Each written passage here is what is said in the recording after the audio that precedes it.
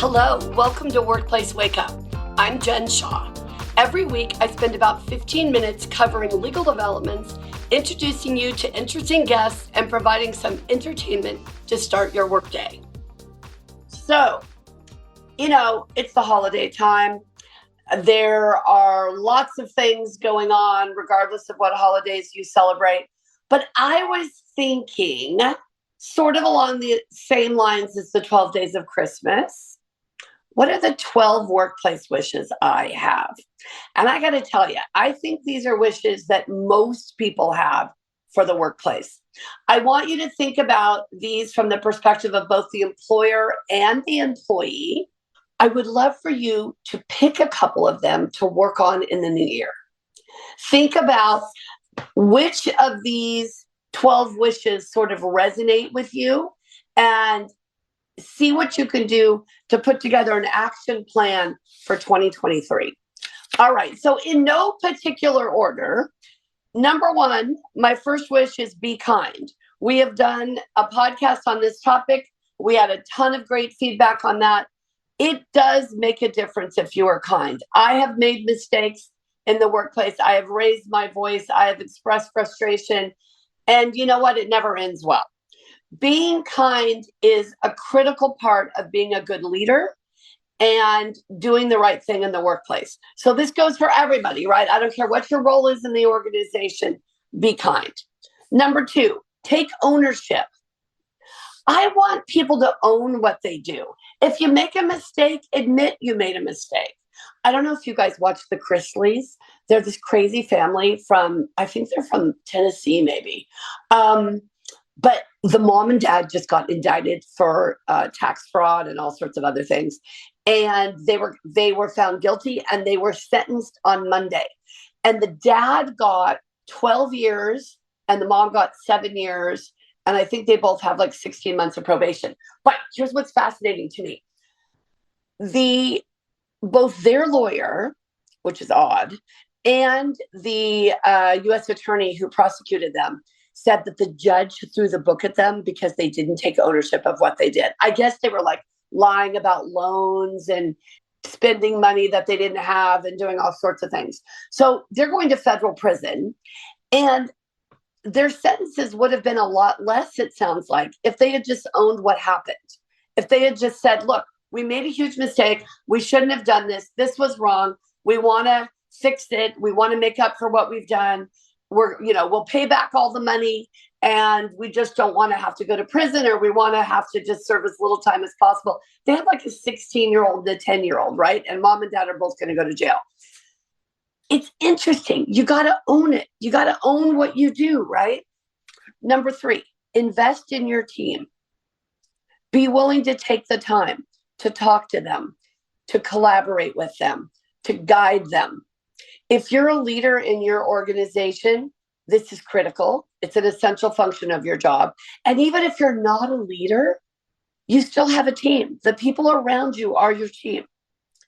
Rather than gossiping about them or pulling them down, help them improve, right? Support them. Be part of a collaborative effort. Now, I know some of this sounds a little, Pollyanna, but the truth is there is so much data out there about what happens in an organization when people feel like they are being invested in, right? That their employer, their leaders, their coworkers care about what they do and want to help them succeed.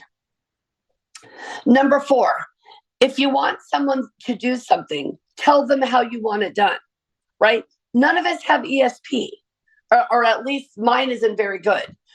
So it's really important in the workplace to let people know what your expectations are. And if you don't like something, you should speak up. If you have a problem with something, you should speak up. Leaders should solicit feedback. It's hard to get that feedback sometimes, but it's critical to running a successful organization. So don't assume that people know what you want or what you need. You've got to tell them. You've got to explain it. That's part of investing in the team. Number five, please just follow the rules. If you're supposed to take a rest break, take a rest break. If you're not supposed to work overtime without getting approval, don't do it, right? If you're supposed to give someone a performance review once a year, please do it once a year. Don't be late, right? The rules that we set for each other are important. So many of you who listen to this podcast are involved in human resources. You may be employment lawyers. You may be managers and supervisors. Make sure this information that we're talking about here today gets filtered down. Everybody should understand, look, part of why you get a paycheck is you got to follow the rules. You've got to do what we ask you to do, right? Number 6, please give credit where credit is due. Don't take credit for something you didn't do. Don't leave someone out of an appreciation email or conversation you're having. Really think about who contributed to the success of a project and make sure you're recognizing everyone. Number 7, stop assuming. I talked about this earlier with number 4 in terms of training employees. I have folks who assume all kinds of things in our firm. And a lot of times they're just flat wrong. The assumption they made is inaccurate. And I look at that as my fault because I obviously haven't given them enough information for them to actually know what is happening. So you know what they say about people who assume, right?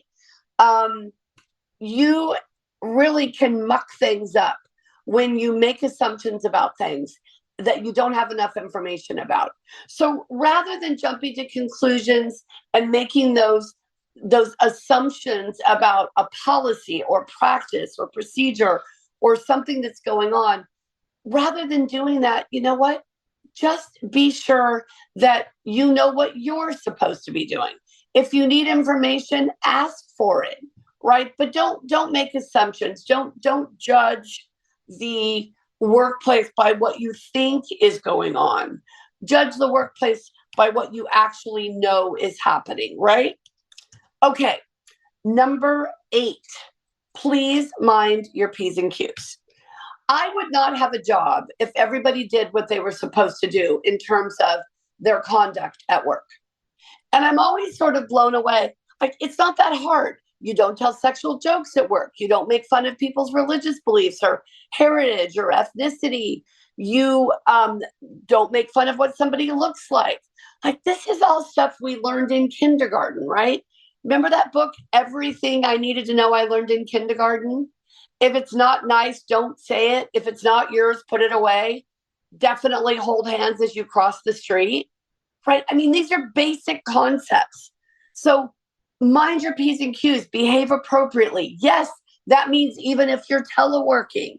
Yes, that means even if you've worked there for a long time and you know all of the leaders, socially, you still got to do the right thing. Number 9, this is important. Please come to work unless you really, really can't. We hired you to do your job. We hired you because we need you to be here. So how about you come to work, right? And yes, there are about 752 reasons in California why an employee doesn't have to come to work, from witness leave to COVID-19 supplemental sick leave to the California Family Rights Act and everything in between. But just come to work. We need you here. We need you to do the job. Yes, if you're working remotely, you're going to come to work in your living room or in your home office. But the idea is be committed to doing it. Don't always look for a way out, right? That's important. Number 10, work as a team. Collaborate. Last week, we talked about diversity, equity, and inclusion, and the word that we think is missing from that equation, if you will, which is belonging, belonging, right? Being part of a team, being part of an effort. That's really important for people to feel like they matter and they want to be part of an organization. I think this is a lot of what happened during COVID. When COVID first started and it really began affecting the workplace with layoffs in March of 2020. And what we were seeing in our practice is employees were so worried about their family and they didn't feel a lot of support from their workplace because the workplace was worried about their family, that everything just sort of crumbled. And a lot of organizations ended up going out of business, ended up going fully remote because they couldn't keep it together. They couldn't keep that team effort going when there was so much going on in the world. But this is when we need the team effort, when everything's a little crazy, when there are a lot of different things going on out there. So working as a team, collaborating, that being belonging, that is critical. Number 11, show gratitude. I know we just had Thanksgiving, and I was thinking on Thanksgiving about everything I'm grateful for. I have so many things in my life that I am so appreciative of, and yet I don't think about it all the time. And I think it's such a great idea to have a gratitude practice where you really take time to recognize the things for which you are grateful. I really think it's important for us to try to find gratitude at work, in every person in the workplace. Some people we're going to connect with more than others, but find something about someone, about everyone you can be grateful for. That gratitude breeds positivity. It breeds people following the rules, doing the right thing, making sure that they are really engaged in the projects and what is happening in the workplace. Number 12 is do your best every single time. We have to go out there and do our best no matter who we are in the workplace, no matter what we're doing, every single time. Now, will we do that? No, it's really hard to do that every single time, but that's got to be what we're striving for. If we're striving for, well, I'll try to do my best when I can, well, then you're not going to get there, right? You're aiming too low. We've really got to set our sights on doing the very best we can in every piece of our job every day. Is that easy? No, it's not. But I'll tell you what, I've been learning so much more about that since I started running our firm in 2017. And the idea of always striving to do my best. It doesn't mean I won't make a mistake. I do all the time. It doesn't mean I'll be perfect. I'm far from it. But holding that as a standard, as an expectation for me, I think it makes me a better person. I think it makes me a better lawyer. It makes me a better leader. And it's one of those things that I don't think we should disregard in the workplace. Just because you get good at your job, the technical aspects of your job, that's great, but that's not enough, right? You also want to think about how you're interacting with other people, the impact you have on other people. It's important. So my 12 wishes for the holidays, for the workplace: be kind, take ownership, invest in your team, tell employees what you want, follow the rules, give credit where credit is due, stop assuming, mind your P's and Q's, come to work unless you really, really can't, work as a team, show gratitude, and do your best every single time. Thank you so much for joining me today, everyone. Have a great rest of your day and keep up the good work. If you enjoyed this episode and would like to spread the word, please share it with others, post about it on social media, and/or rate and review it. Of course, you can also follow us on LinkedIn, Facebook, and Twitter, and email us at info@shawlawgroup.com.